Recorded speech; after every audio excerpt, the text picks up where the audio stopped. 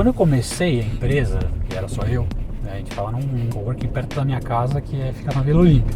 Começou a procurar qual é o lugar ideal para a gente ter a nossa base, um one-stop shop. Ou a gente tem um controle sobre todo o trajeto, toda a jornada. Então a gente consegue saber quem fez, seguiu as regras certinho e quem que cometeu alguns deslizes. Eu saí daqui com um curso de engenharia de produção. Eu entrei aqui querendo fazer telecomunicações. Daí, que era na moda, na minha época, 2002 que eu entrei aqui. Daí entrei e é todo mundo igual. E daí você tem essa chance de escolher, né?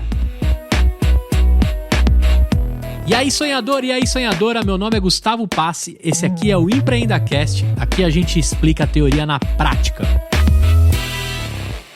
Ô, sonhadores, um EmpreendaCast dentro do carro. Posso Muito ligar o bem, carro? pode. Vambora. Aqui ia te dar algum incentivo pelo fato de você estar botando o carro deles para rodar? A gente tem uma parceria com eles. Esses carros daqui foram os primeiros que a gente comprou eles em parceria com a Kia, né? A frota inicial é uma frota sublocada, assim como diversos players desse segmento começaram aqui no Brasil. A gente começou assim também. E esse aqui é um carro híbrido e é o queridinho da Auto. Esse é um carro híbrido, é o queridinho. É o queridinho porque ele tem o design, sim, não, uma gracinha, parte interna, ele tem uma precificação diferenciada por ser híbrido, ele não tem rodízio. Ele não tem rodízio. Não tem rodízio. E é mais barato então alugar na Auto esse carro? É mais barato do que uma Tracker, por exemplo. Então você tem a precificação é por minuto e por quilômetro, né? Por minuto e por quilômetro. Por minuto ele tem uma tarifa intermediária, né? Você tem um Onix Plus que é mais barato que esse, tem uma Tracker que é mais caro que esse. Só que por quilômetro esse aqui é mais barato. Esse é mais barato no quilômetro. Metade do consumo dos outros carros, entendeu? Tá. Então, por ser híbrido. E esse aqui você lembra quanto a gente vai pagar um minuto nele? Lembro. Nós vamos dar um rolê até a cidade 60 centavos o minuto. Certo. E 50 centavos o quilômetro rodado. Então, certo. E o carro, quando ele fica parado, você paga 20% da tarifa por minuto, né? Então esse é o preço. Quando Vamos ele lá? fica parado, vamos pra trás, né? Vão pra trás, aí eles vão seguindo. Aí depois só espera ele entrar no carro. E também coragem a gente gravar um podcast na cidade de São Paulo com uma rua da Chácara Santo Antônio cheio de paralelepípedo. Nós somos valentes demais. Boa. O Abner tá lá tirando os takes, galera. A gente vai mostrar todas as cenas, porque aqui é empreendedorismo sem romance e gravações sem romance. Sem cortes, Estamos aqui, o carro limpinho, os caras deram mó talento, agradecer toda a técnica, todos os envolvidos até aqui da Auto, né? Tem uma galera monitorando a gente pra gente não sair do circuito aí. 24 horas por dia. 24 horas. Nós estamos aqui na Chácara Santo Antônio, Rua da Paz, é onde é a sede da Auto. E eu percebi aqui, quando eu tava chegando pra gravar aqui contigo, que tem carro de vocês pra tudo que é lado aqui. Tem. Primeiro que aqui tem muita rua que você pode deixar o carro, você pode parar. Então, essa é a primeira preocupação, acho, da conversa do seu negócio, Léo. Eu posso parar em qualquer lugar.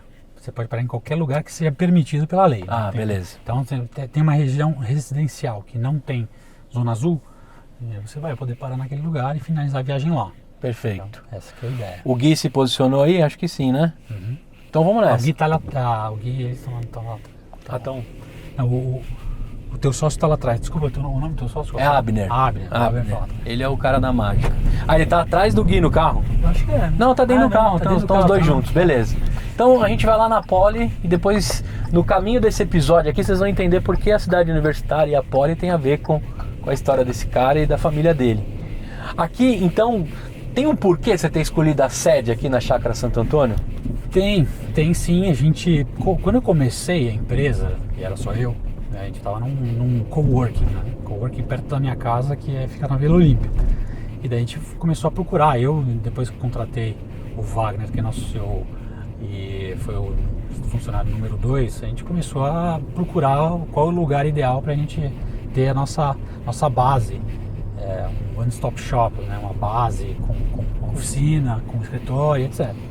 A gente foi muito para Vila Leopoldina, né? Muito lá para cima, perto das duas marginais. Por causa dos galpões ali, né? Você tem galpões, tem espaços grandes e com preço mais acessível, né?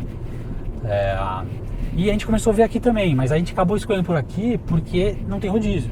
Né? Então é muito importante. Esse é ponto crucial do seu negócio. Você tem os carros aqui que estão em manutenção, se eu saio com o carro, eu não tenho que me preocupar com o dia da placa para poder sair com o carro e deixar ele ali estacionado. Então, claro, o seu sistema trava. Né? Até a Bandeirantes não tem rodízio. Exatamente. Mas o sistema trava, né? O carro que está no dia do rodízio, ninguém consegue habilitar até Isso, as 10 da manhã ali. Ele trava naquele período, né? Então se é dia do rodízio, a gente desativa ele, avisa no aplicativo.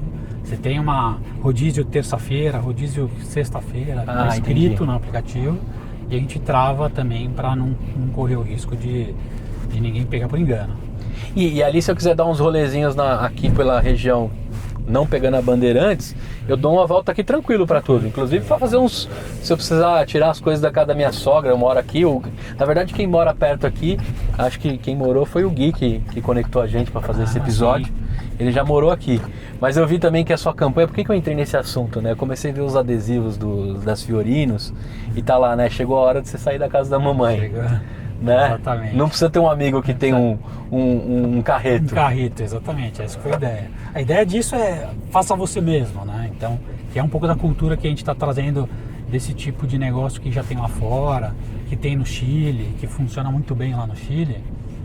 Que é isso, você tem a possibilidade de pegar você e fazer. Você quer levar a televisão de uma casa para outra, sim, você consegue fazer. Você quer fazer transporte de diversas caixas, diversos volumes. Nós estamos num carro aqui de rolê comercial, como se a gente fosse para uma reunião aqui, se a gente fosse sócio. Exatamente. Mas você tem outras linhas. Tem outras linhas. Que eu vi Fiorino.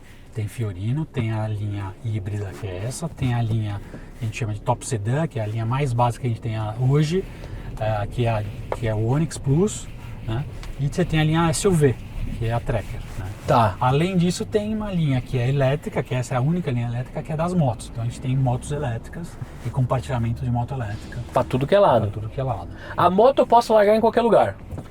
É a mesma regra, tá? Basicamente a mesma regra, você pode largar. Mas ela tem mais chance de espaço, Mas exatamente, o ponto é que quase todas as ruas de São Paulo tem um bolsão de moto. Então qualquer bolsão de moto, desde que seja dentro da área azul delimitada ali do app, né, que é a nossa área de operação, você pode deixar a moto e finalizar a viagem. Você pode encontrar uma moto lá. Né? O que eu ia te perguntar, assim, faz de conta que eu vesti o sapato do seu diretor de operações. Tá. Aí o cara pegou a motoca aqui na Rua da Paz e entregou lá na Santa Efigênia. Tá. Ficou lá num bolsão. Chegou a madrugada, você vai lá recolher todas essas motos ou não? A gente não necessariamente recolhe e remaneja. Isso faz parte da nossa operação. Entendi. Tem remanejamento. Ela pode amanhecer na Santa Efigênia. Exato, a gente tem isso. Mas se amanheceu lá, de repente o cara mora lá, de repente o cara trabalha lá, talvez ele vá precisar também voltar de onde ele veio. Assim, a nossa base de clientes é espalhada em São Paulo inteiro. Então tem demanda em todos os pontos. Obviamente que a gente tem o controle de onde são os pontos que tem a maior demanda, a maior início de viagem, fim de viagem, mas não necessariamente você precisa remanejar todos os veículos todos os dias, né? Então, e se eu parei lá e eu vou pegar amanhã de manhã, eu consigo travar para que essa moto continue minha? Consegue. Mas não chegar ninguém lá e pegar e dar um rolê também. Sim, existe a possibilidade de uma reserva estendida. Tá. E daí você, com uma reserva estendida, você consegue travar um período maior. O básico é 15 minutos, né? Você reserva o carro por 15 minutos, ou a moto. E aí, nesse tempo você tem o tempo para chegar até o veículo. Daí quando você chega no veículo, você inicia a viagem, que é quando ele vai destravar, ligar, e aí você consegue usar. E se eu tivesse botado a moto na minha garagem? Tranquilo? Se eu estacionasse se na tiver minha dentro casa. do seu uso, né? Se a tua casa for dentro da área de operação e estiver dentro do teu uso, tá? E você deixa a moto lá, você pode desligar ela. Você desligou ela, 20% da tarifa, e ela é tua. Ela está só desligada dentro da garagem. Entendi. Tá? Você abre o baú, você guarda o capacete. Agora, tem 2 se capacetes. Finalizar dentro da tua garagem, dá pra fazer isso? Se for dentro da área de operação, vai dar pra fazer. Mas você vai tomar uma multa porque não é essa a ideia e tá dentro dos nossos termos de uso. Você não pode parar dentro de nenhum empreendimento privado que seja inacessível ao público. Entendi. Então, dentro de condomínios, dentro de vila, né? Isso aí já aconteceu algumas vezes, mas a gente sempre alerta o usuário, liga depois, a gente tem um controle sobre todo o trajeto, toda a jornada. Então a gente consegue saber quem que fez, seguiu as regras certinhas, quem que cometeu algum deslize. Porque a persona que eu tô pensando aqui do negócio, cara, tem várias personas, né? Tem o sair da casa da mamãe, né? Fazer a mudança da sogra. Tem a gente indo pra uma reunião em Jundiaí, que daqui a pouco eu vou falar com vocês. Se a gente começa a pegar bandeirantes aqui e começa a tocar pau em dirigir o carro, daqui a pouco a gente fala disso. Mas eu tô pensando a persona seguinte: vou dar um rolê esse final de semana de motoca com a minha esposa. Vou pegar aquelas scooterzinhas, que é uma delícia, né? Depois a gente filma algumas se a gente encontrar aí pela cidade. Mas assim, eu vou ficar sábado e domingo com a moto, e uma hora eu vou dormir. Então, se eu coloco lá que ela é meu, eu pago 20% de tarifa reduzida para essa moto dormir na minha casa.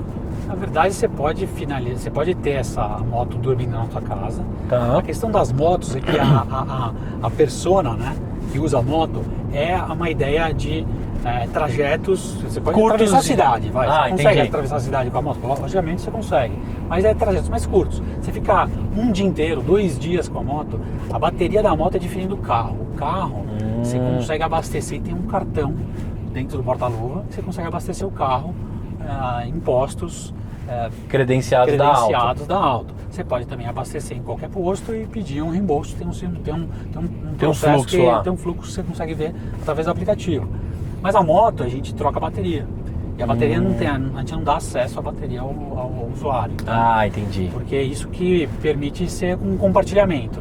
Vão ter, sim, pacotes, por exemplo, de diárias de moto. Né? A gente fez, no começo do lançamento delas, uma campanha de aluguel semanal, um período mais longo. Mas para fazer isso, a gente dava a chave, a gente tinha 2 baterias em vez de uma. Entendi. Uma E você ensinava o cara a trocar. Exatamente, e dava o carregador. E aí, com o carregador você consegue carregar a bateria e você consegue usar ela quanto quiser. Mas somente com aquela bateria vai ser limitado o uso. Agora você vai, por exemplo, pega de noite e vai para tua casa, deixa a moto lá dormindo e volta no dia seguinte, dá para fazer? Dá. Não é muito essa a ideia, porque a mesma 20% da tarifa pode sair um pouco mais salgado esse preço. Entendeu? Entendi. Mas então eu tô pensando no outro tipo de persona. Por exemplo, tô num dia do meu rodízio, quinta-feira, tô travado na cidade de São Paulo e tenho carta de moto. Importante a galera entender que para dirigir as motos da Auto você precisa ter a categoria A, né? Mas, por exemplo, eu falo assim, cara, como é que eu chego na Santa Ifigênia em 25 minutos saindo da Chácara Santo Antônio de carro? Impossível. Não é possível. Bom, eu posso pegar uma moto e ir.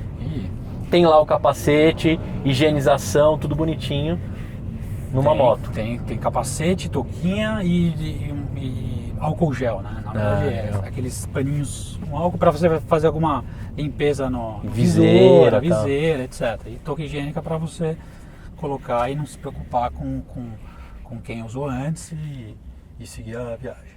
Agora, entreguei lá na Santa Ifigênia, nada impede de um outro usuário Auto pegar essa moto e ir embora. Talvez a minha volta fique comprometido ou não, mas aí eu dou mais uma buscada ali pela região para pegar um... A Santa Ifigênia, aliás, é um ponto que a nossa área de operação vai até perto da Paulista. A gente tem vários pontos de estacionamento de carro na Santa Ifigênia. Uma moto, você não vai poder finalizar a viagem lá. Você pode ir até Santa Ifigênia, mas você vai ter que voltar um pouquinho para finalizar. Entendi, para entregar ela. Porque se for ver, a nossa área de operação não chegou lá na Santa Ifigênia, porque não dá pra gente... Hoje você pegar, por exemplo, o Itaim hoje. O Itaim é uma área que a gente fala que é free float. Só que o cara, a regra é essa, não pode parar em qualquer lugar. Então, por mais que eu permita que ele finalizar, ele não vai poder parar lá pela lei. Então, se a gente fizer isso no centro, entendi, vai dar muito mais problema. No centro é muito mais difícil de parar. Então, lá no centro a gente não coloca a área de operação e tem diversos pontos de estacionamento de carro. Então, você reserva o estacionamento e para lá. A moto, como é free float sempre, a gente nem esticou a área de operação até lá, para evitar também que tenha algum tipo de problema. Mas também a gente está falando aqui em maio de 2023. Né? Você está o tempo todo estudando isso. Não, assim, quando a gente for... Já tem diversas áreas de São Paulo, a pedido de diversos usuários que tem para expandir. Né? Então, quando a gente expandir frota, provavelmente esse ano ainda a gente vai expandir frota, a gente vai expandir a área também. Entendeu? Então, a gente vai lá, vai esticar um pouco mais para Vila Mariana, depois a gente estica um pouco mais para baixo ali na Chácara Santo Antônio, circunda ali no Parque Ibirapuera. Então tem diversas áreas ainda para a gente explorar dentro da cidade de São Paulo, mas com a frota que a gente tem atual, a gente tem uma métrica aí de densidade de carros né, dentro da área. Hoje tem Essa é a que quantos tem. veículos na frota? A gente tem 190 veículos de 4 rodas e 200 de 2 rodas. Caraca, velho. 200 motos elétricas, 190 carros, e dentro das categorias que a gente mencionou. Agora, antes da gente entrar na sua história, né? Aqui o sonhador, a sonhadora tá escutando um pouco do seu negócio, do modelo e as dúvidas de um Gustavo curioso dessa temporada. Mas eu fico pensando assim, né, cara?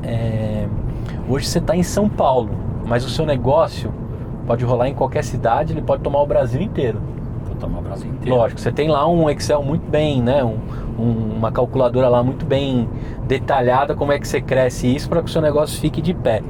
E aí quando a gente entra no assunto do negócio ficar de pé, a gente teve uma coqueluche dos patinetes compartilhados, das bikes, e a gente teve a Faria Lima tomada por esses itens, né? E depois a gente viu uma saída correndo dessas startups, dessa galera. Quando eu me deparo com você, que o Gui me te apresentou, eu falei, cara, como é que esse cara tá mexendo com isso ainda de compartilhamento, mobilidade urbana? Qual o tamanho desse mercado e como é que a cidade está apta para isso? Né? O que eu quero te perguntar? Cara, os patinetes, as motos e as coisas que rolaram lá naquela época foram bom para educar a galera, mas parece que o negócio não ficou de pé. O seu me parece muito saudável. Como é que tá isso e como é que tá o momento? Aquilo foi importante ou não? Como é que você vê aquilo? Você também deu rolê de patinete na Faria Lima? Não? Não, eu acho que faz muito sentido esse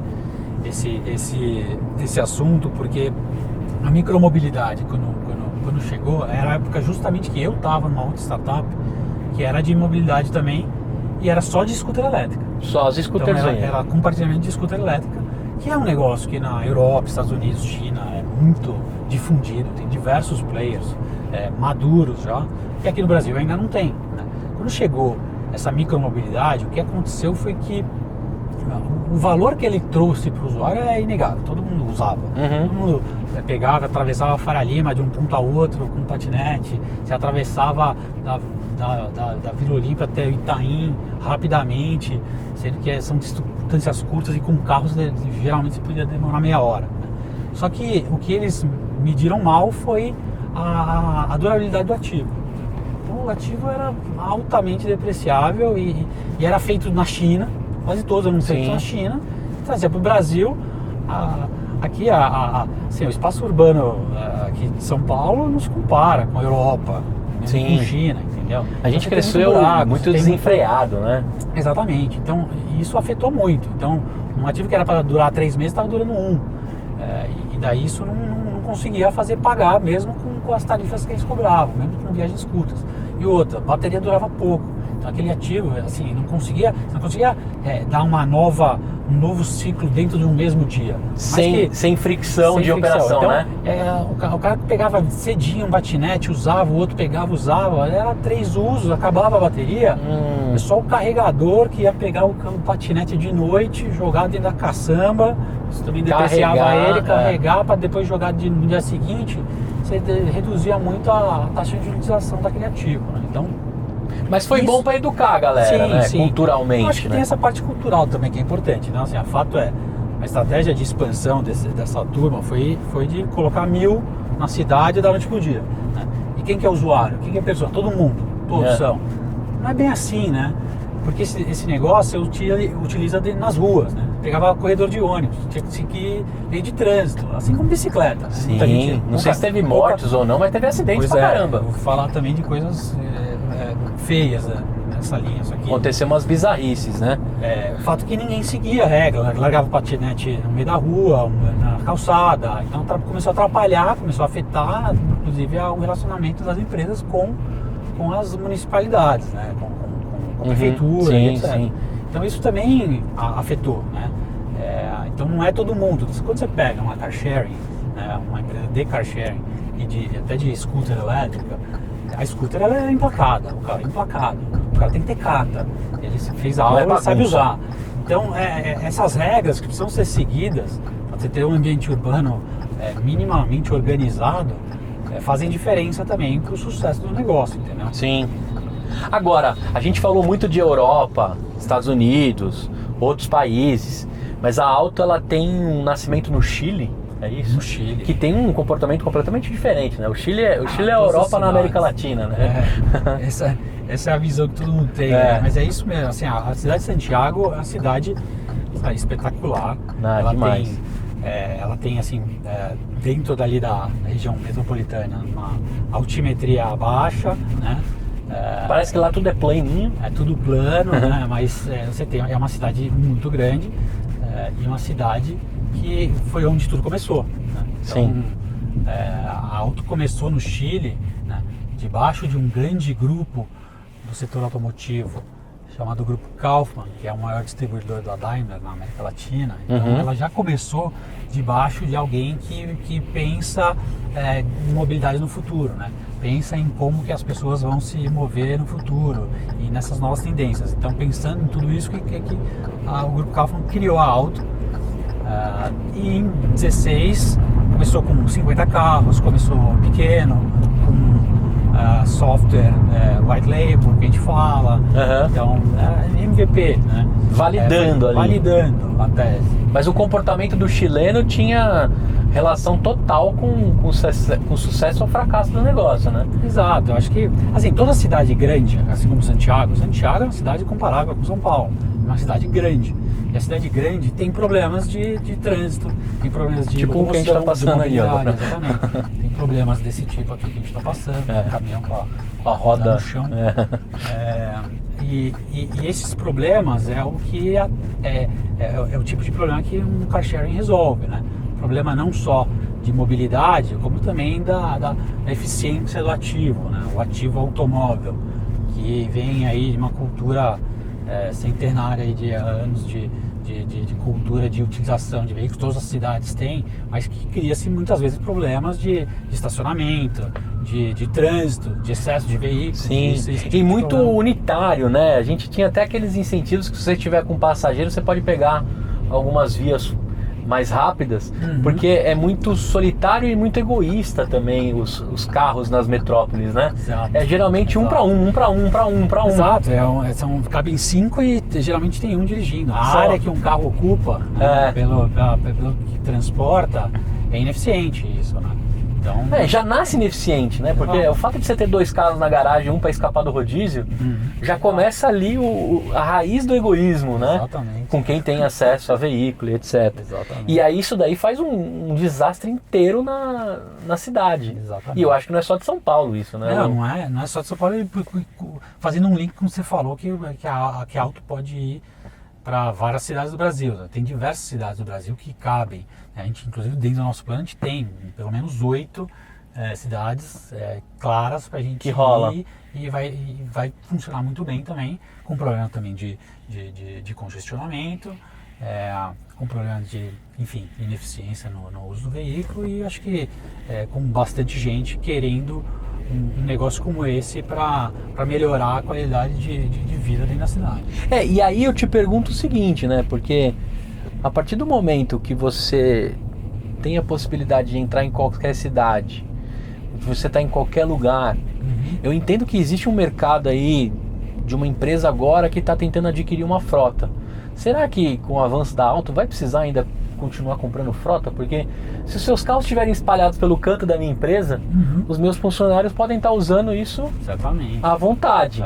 Consequentemente, eu deixo de emitir mais poluente, eu deixo de pegar mais metro quadrado, eu faço a minha galera fazer reuniões e trocas, né, de locais usando os seus ativos, e aí eu começo a fazer né, de uma forma sem tirar esse ativo do carro que continua cabendo 5 pessoas, mas usando com muito mais inteligência, né? Exatamente. Você tem ali mirado alguma coisa para essas frotas de empresa? Porque eu estou imaginando essa persona também B2B ali, né?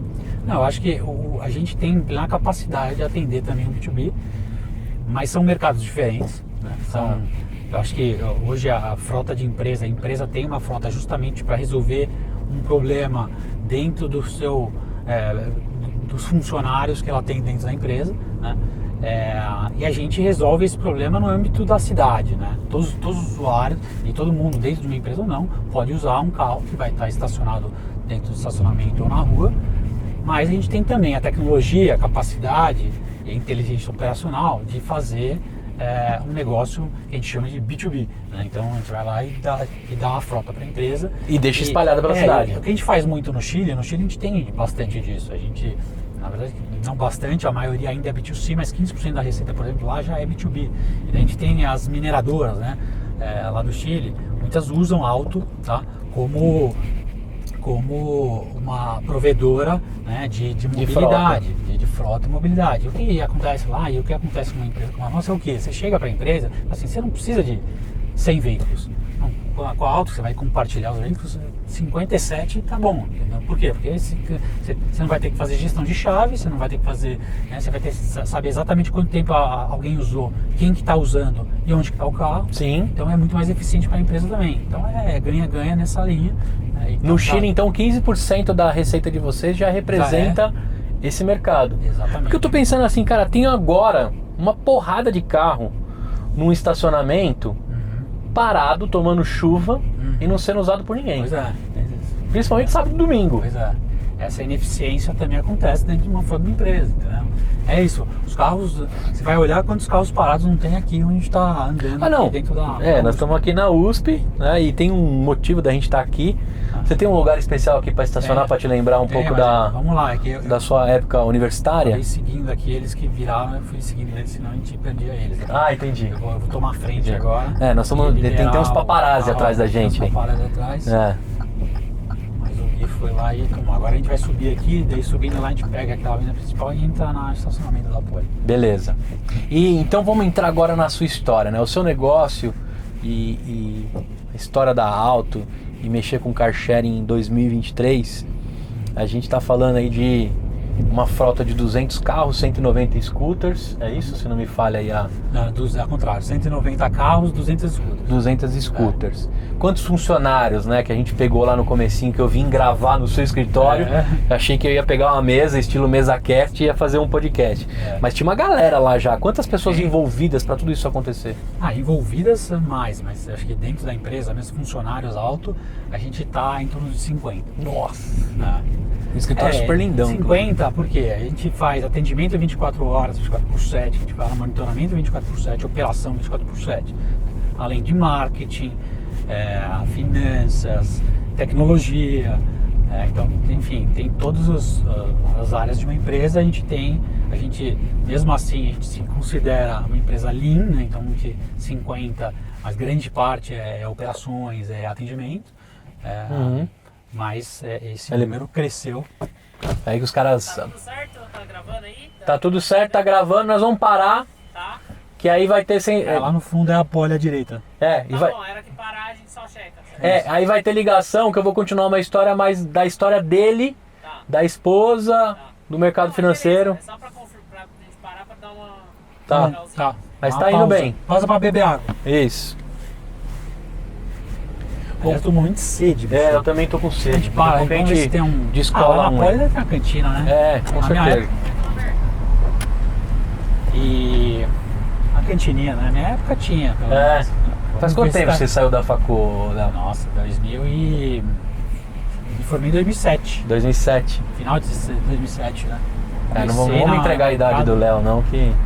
Não, me informei, você não sabe quanto tempo eu fiz. Você não sabe se entrou tardio ou não. Dá pra fazer uma conta, vai. Mas já tá bom de conta, vai conseguir descobrir. Se botar 17 anos pra 18, que já é quando a gente estaria... Vai falar dos meus filhos, da minha esposa. Eita, também vai dar pra fazer conta também. E a Fernanda estudou com você lá? A Fernanda é a esposa do Léo, tá? Estudou comigo na Poli. Conheci ela lá. Pode fechar ele falou. Conheceu ela lá? Conheci ela na Poli. A gente estudou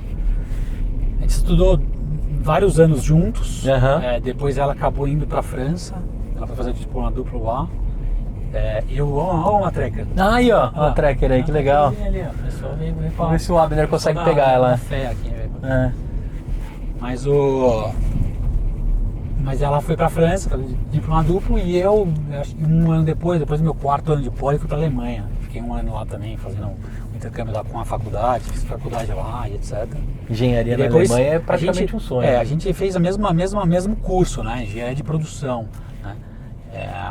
Mas a gente não era da mesma classe, mas daí depois que voltou, a gente acabou se juntando, porque todo mundo que volta desses intercâmbios, diplomas duplos, etc, acaba ficando concentrado na mesma classe. eu demorei um ano a mais para me formar por conta disso, né? E daí a gente, nessa mesma classe, a gente acabou se conhecendo e namorando. E depois namorou e noivou, casou e assim foi. E aí Arthur e daí tivemos Pedro. Arthur e Pedro, exatamente. Muito Tem bem. Um sétimo que e quarto. possivelmente não vão comprar carro. Acho que vão. Daqui a pouco a gente vai falar Possivelmente não. deles de futuro. Exatamente. Não vai ter possivelmente carro, né? Não, exatamente. Eles vão... acho que assim, para a idade deles, né? Eles tem muita coisa ainda para acontecer pro Arthur e pro Pedro, mas assim, a nova tendência é essa, né? Você já vê essa tendência nos jovens que estão agora começando a tirar carta. Sim. Né? Mas eu acredito muito, e a gente acredita que é o seguinte, muita gente fala, não estão querendo tirar carta, mas é importante você tirar carta, porque você evolui, todo mundo evolui na vida. Entendeu? Então, hoje, você pode precisar só de um carro hatch, um carro simples, né? Para ir e vir. Aí depois você evolui, você tem um emprego, você quer começar a ter um carro melhor, depois você tem uma família, tem que começar a viajar, fazer essas mudanças. Sim. Então, Um para ali que acho que cabe dois, você precisa de uma carta de motorista pelo menos para poder rodar dentro da cidade. Mas sabe que uma vez eu vi uma matéria, alguma coisa que já nasceu a pessoa, a última pessoa que vai ter carta no mundo. Pode parar aqui, ó. A reflexão era o seguinte: o ser humano, o último cara a ter carta já nasceu. O último cara. Né, entendeu? Já nasceu o ser humano que vai ter carta na parada. Deixa ele só trocar aqui, galera, que a gente acabou uma das baterias aqui. Você deve estar só escutando agora, dá uma pausa, você sente uma água. E a gente volta nessa história do último cara. do último já nasceu que tem a carta. Já nasceu o último cara que tem carta. tem carta.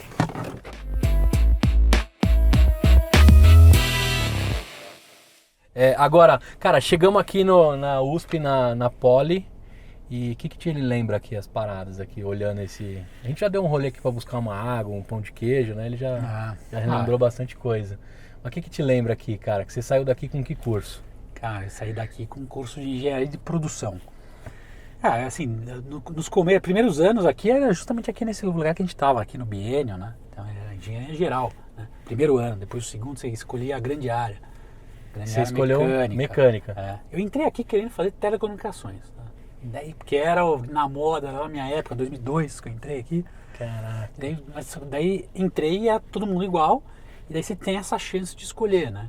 Então, mas não é só a chance de escolher, porque você tem que ter nota, porque tem, assim, todo mundo escolhe, assim, por nota que você consegue atingir. É um segundo vestibular. Exatamente. Inclusive usava a nota da FUVEST para ter essa seleção.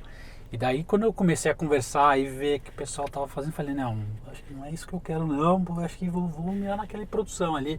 Era mais concorrido e eu tinha que estudar mais. Falei, mas estou aqui para isso, e daí eu lembro disso. Nessa. Assim, a Poli, eu vim aqui, chegava cedo aqui já, né? 6h30, já 6 horas já começava as coisas aqui. Então muitos dias ficando aqui estudando, né? Estudava nas bibliotecas. Porque assim, os primeiros anos tinha, assim, estudar pesado. Não fala que eu não estudei pesado todos os anos, né? Todos os anos precisa mesmo, porque é fato que tem muita gente que fala assim, é difícil de entrar na Poli, mas é difícil sair também. É difícil sair. Então, o cara que entra aqui no curso não é fácil não. Vamos indo aí, eu vou te perguntar uma outra coisa, assim. A gente conversou nos primeiros papos que a pergunta que eu quero te fazer é quanto do que você aprendeu aqui você usa na sua vida empreendedora? Porque são outros skills que a gente aprende como empreendedor, né? Sim. Tem bastante coisa que você está usando daqui. O que você tem aprendido na sua jornada empreendedora? E você vai contar pra gente como é que você chegou até aqui, né? Acho que eu posso dizer que, fazendo o link com o que eu já falei, né? Uma das coisas do empreendedor é essa vida solitária do empreendedor, né? Você começa, você vai empreender, geralmente você começa com uma ideia sozinho, né?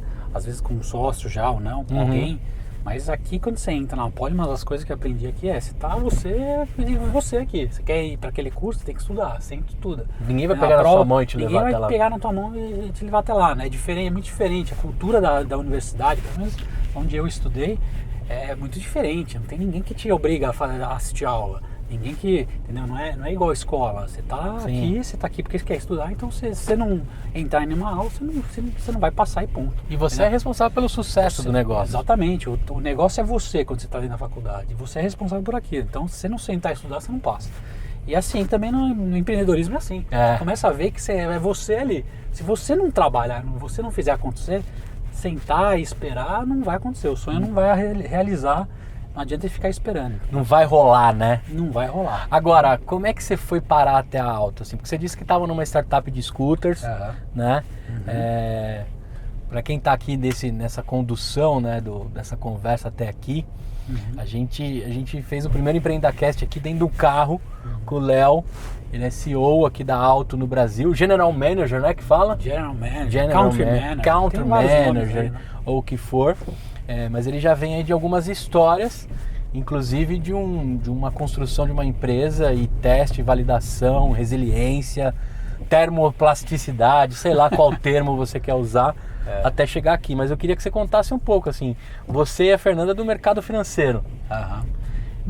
Como é que se a gente pegar seu LinkedIn até chegar a General Manager da Alto aqui, né? Vamos começar com o fim da Poli, né? Isso, fim da Poli. Me formei, fui para o mercado financeiro, né?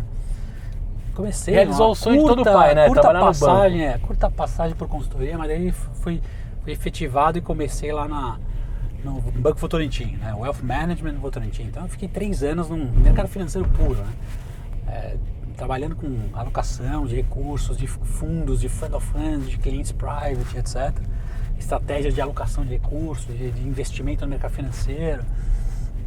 E daí fiquei 3 anos nisso, né?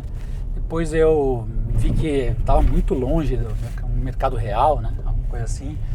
E comecei a procurar outras coisas. E acabei me deparando com uma oportunidade num fundo de private equity focado em real estate, né? Na época chamava Prosperity.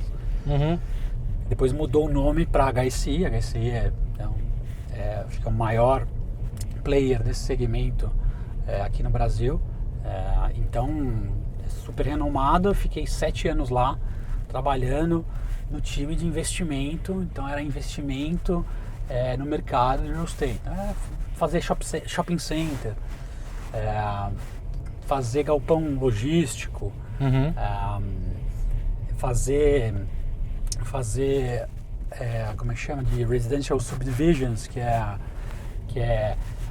casas no interior, né? Enfim, então tem diversos tipos de negócio que fazia. E daí eu fiquei lá por 7 anos. Depois de um tempo, eu acho que eu comecei a ficar sênior dentro da empresa. E quando você começa a atingir um certo patamar, você começa a ver que não adianta você forçar a barra, você tem que gostar muito daquilo que você faz, porque é isso que vai fazer você acordar todo dia, ler os detalhes, os nomes dos players que fazem, todos os deals e etc. Eu não estava me vendo mordendo a mesa, indo atrás de tudo isso, de todas as coisas. Então meu desempenho começou a cair bastante, estacionar. Começou a dar uma brochada, então, né? Essa estacionada não estava me deixando feliz. E assim, o sonho do empreendedor, eu acho que começa na faculdade, né? Todo mundo tem esse sonho do empreendedor. Daí chega uma hora na tua carreira e você fala assim, pô, é agora, né? Pior que eu já estava casado, já tinha o Arthur na época. E eu falei, agora acho que vou sair daqui da HSI. Conversei com o pessoal também já não estava também muito contente com o meu desempenho lá, eu não estava contente com o meu desempenho lá, conversamos, fiquei um tempo. Você tinha reserva pessoal, assim? Tinha reserva pessoal. Todo mundo trabalha no mercado financeiro, é isso. Tem, né? Salário alto, bônus, etc. E a Fê também a vida inteira na mesma empresa, né? Então, hoje está 13, 14 anos no mesmo lugar, também mercado financeiro, também private equity. Então, assim, a gente era um casal que os dois trabalhavam na mesma pegada, né? Então, assim, em termos de reservas e de colchão para esse tipo de movimento na carreira, a gente tinha esse suporte. E daí eu saí e comecei a conversar com um monte de gente para empreender. Empreender, mas você não tinha? Eu tinha uma pegada de tecnologia. Sempre gostei muito de tecnologia. As empresas de tecnologia, a micromobilidade tinha começado na época e misturava muito isso, né? Empresa de tecnologia com o mercado real, com o negócio, né? Assim, que você usava, né? Você lá baixava o app, você usava, o negócio você via. Era útil até para o dia a dia de empresa, etc. Então comecei a pesquisar muito disso. E daí na época eu conversei conversa com um amigo que na época estava numa empresa aí de de aplicativos aí. Aham. Ele chegou para mim e falou assim, cara, tem um negócio aqui para te mostrar, vamos começar a desenvolver. Ele me mostrou um negócio e falou, pô, isso aqui é de scooter elétrica. Eu acho que scooter elétrica não é um negócio, vamos começar a fazer um business de scooter normal, de compartilhamento. Eu falei, legal, deixa eu ler isso aqui, vamos começar a discutir. E daí a gente começou a discutir, falar, e ele estava trabalhando, eu não. Eu falei, cara, então vamos fazer assim, a gente faz essa sociedade aqui, você continua aí, você passa a ser o sócio. Muita gente faz isso, né? Uhum. Muita gente não. Tem um cara que continua trabalhando, o outro vai lá e mergulha e começa a liderar as primeiras frentes da empreitada. Sim. Né? E foi assim que a gente fez, eu comecei a desenvolver. E fui atrás de baú, fui atrás de uma empresa de Brasília de Bluetooth para abrir o baú, a moto, qual moto que a gente vai fazer, o capacete, o software, vamos atrás de tudo. A higienização, Exato. Daí a segurança. Exatamente. E daí na época, assim, depois, quando eu estava no meio do caminho, começou a sair na mídia o Fernando da Riba, né, Ibashare, que é a empresa de scooter elétrica, de compartilhamento, que eu acabei me juntando. Ele começou a sair, eu falei, cara, tem que falar com esse cara, né? Tô fazendo um negócio que é muito parecido. E daí eu mandei lá um code LinkedIn, né? Uhum. Mandei pra ele, não, vamos falar, eu tenho várias sinergias aí e tal. Aí comecei a falar com ele, e daí, pô, casou bem, assim, a necessidade dele com o meu discurso, com a pegada empreendedora dele e a minha. Ele falou, cara, tô precisando de um cara com o teu perfil meio financeiro, né? Já tinha cacuete de conversa com o investidor, mercado financeiro, rodadas de capital, etc. Porque isso tudo eu vi muito, né? Na época de RSI. Uma galera. E daí eu fui pra Riba e topei esse desafio de ir pra Riba junto com o Fernando para justamente olhar rever todo o plano, redesenhar todo o deck e o pitch e sair para captar dinheiro, porque é um business que esse business, assim como o da Riba era também, é um business de capex heavy que a gente fala, então precisa de capital para crescer, né? Então precisava captar mais investimento para crescer, então não adianta, eram 50 scooters elétricos que eles tinham na época. E foi isso que eu fiz, a gente foi, não vou entender também muito detalhe aí, mas acho que o fato é que chegou um momento que a gente estava falando com muita gente no mercado. A Riba surfou justamente aquele mundo da micromobilidade, com todas as empresas de patinetes, de bicicleta, etc. E um dos caras que conheceu lá na época foi a Auto. A Auto, que fazia carro desde 2016 lá no Chile, começou a fazer moto elétrica, né, lá no Chile, lá em Santiago. E ele fala, pô, vamos falar com os caras da Riba, que é quem está dando certo aqui na América Latina de moto elétrica. E daí a gente começou a falar com eles, e a gente sempre gostou também da ideia de carro, porque na moto você precisa de carta, né? Então a gente tinha um CAC super baixo, e o CAC baixo também muito por conta da micromobilidade, a gente tinha que jogar fora muito cliente que a gente comprava porque não tinha carta. Então, voltando, né? O CAC era barato. Então assim, um CAC era barato por conta de micromobilidade, e daí a gente acabou se deparando com muito cliente que tinha carteira só B, não tinha carteira A, e daí a gente era obrigado a não aprovar ele. Então eu falei, pô, seria legal com o carro, quando chove, o carro é útil. São outros tipos de uso, é outra cultura, etc. A gente sempre gostou dessa ideia do cachê, e quando a gente encontrou com a Auto, a gente falou, pô, esse negócio pode dar jogo. Mas aí, junto com uma reunião que a gente tinha marcado com a Auto, a gente acabou saindo da Riba. E daí quando a gente foi lá falar com a Auto, a gente já chegou falando com a Auto um plano de vamos trazer esses caras para cá, vamos pegar eles como investidor e fazer o negócio acontecer aqui. Legal. A gente é um empreendedor brasileiro, já tem uma sociedade, 2 caras que se complementam. O Fernando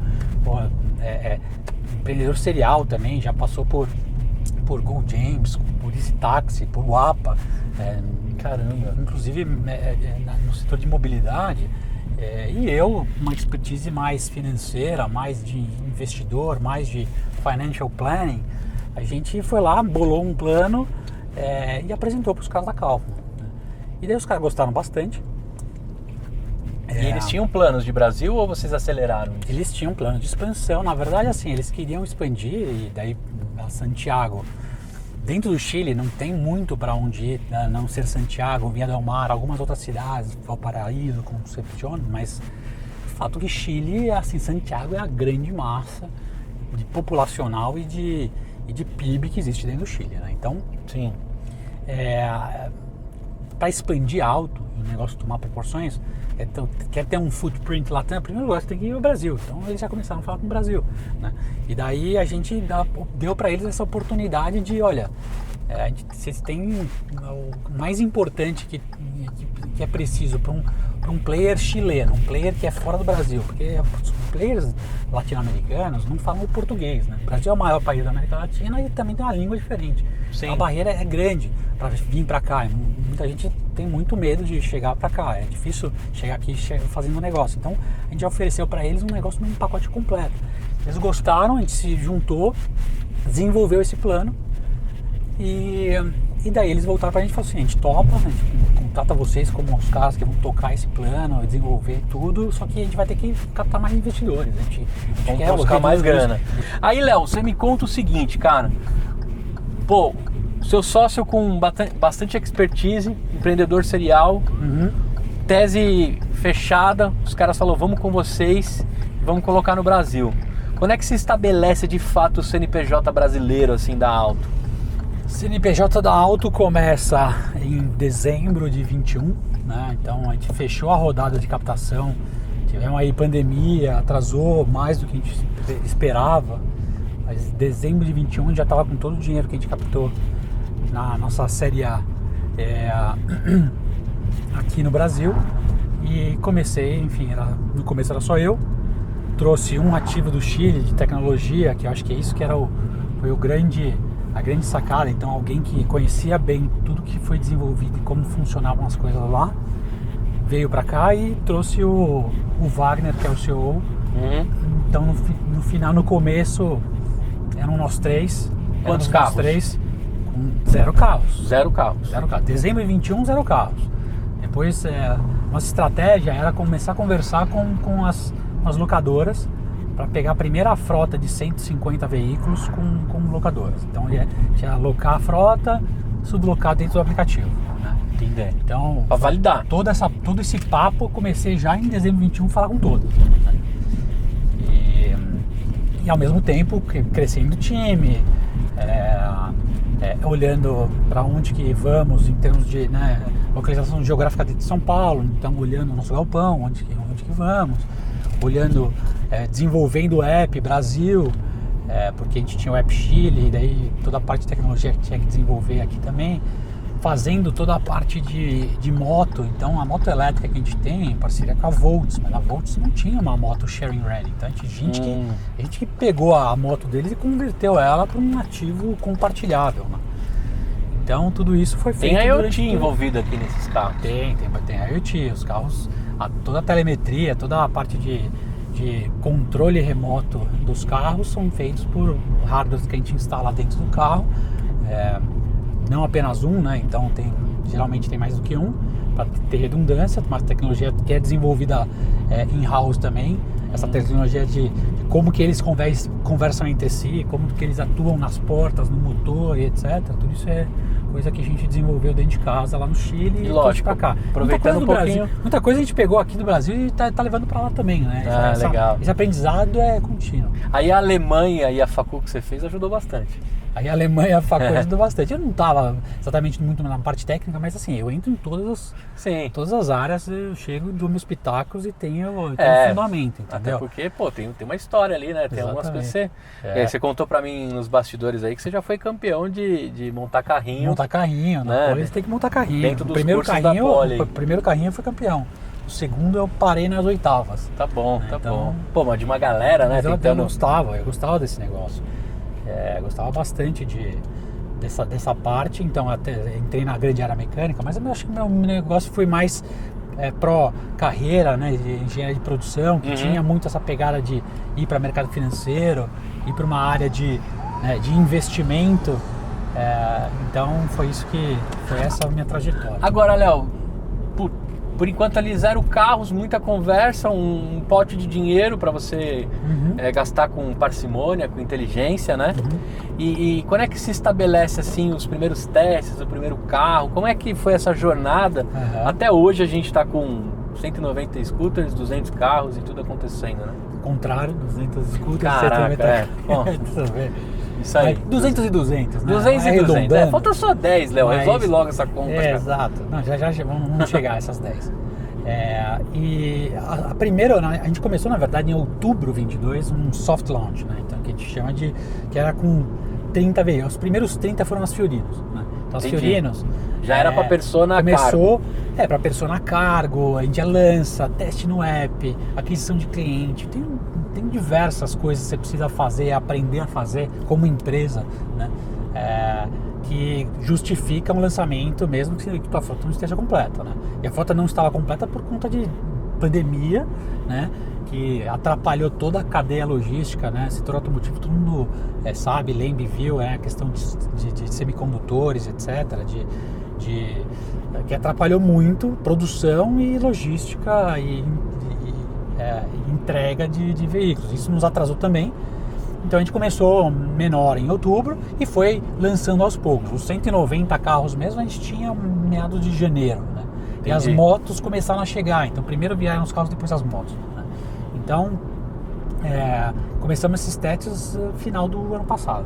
E da trajetória até aqui, o que você consegue trazer de percalços aí, né? Tristezas e fracassos e virtudes que chegaram até aqui. O que você conseguiu aprender até esse momento com relação a ser Brasil, diferença Brasil e Chile, né? E o dia a dia do empreendedor com um negócio muito operacional, muito vivo, né? Eu estava lá agora na sua garagem, deu um horário lá, começou a aparecer um monte de gente pegando umas baterias e indo pra rua, substituindo as scooters, né? Exatamente. O que você aprendeu até aqui? O que você pode dizer dessa jornada para quem está ouvindo? Um business tão grande, que parece tão distante do meu sonhador ali, mas agora você trouxe com mais facilidade, né? Desse preparo, dessa construção. Mas o que você acha que até aqui deu para aprender e deu para errar? Acho que, primeiro que a jornada empreendedora é bastante solitária no começo, né?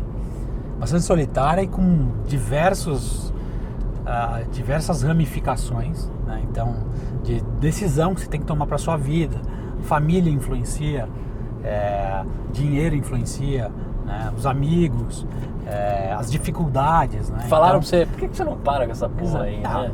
Então, eu tive a sorte de ter uma esposa que, enfim, conheci na Poli, trabalhou e tinha um suporte financeiro que me permitiu esticar bastante meu início de uma jornada empreendedora. Logicamente que eu tive riba no meio do caminho, mas se pensar que eu comecei em 2018 e aqui a gente abriu a empresa em 2021, fiquei 3 anos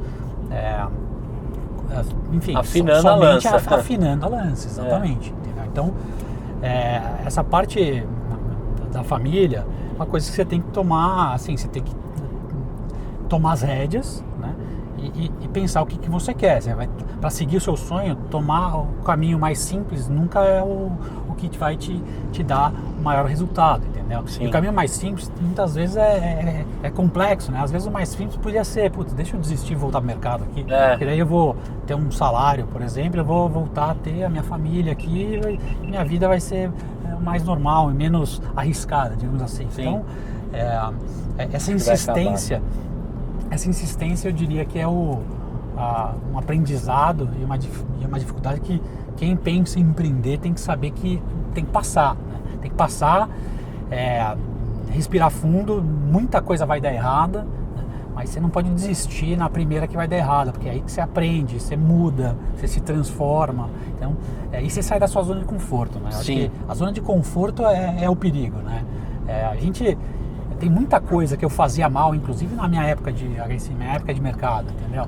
Então você vai aprendendo isso e muitas vezes você tem que aprender sozinho, mas depois você vai aprendendo com seus funcionários, com seus sócios, com seus erros e isso faz você se realmente transformar. E é isso que faz você se destacar lá na frente. Sim. E é isso que faz o sucesso da tua empresa acontecer. Bom, sonhador, a gente perdeu algumas imagens, mas o áudio ficou como um bom e velho raiz de um podcast, com detalhes importantíssimos.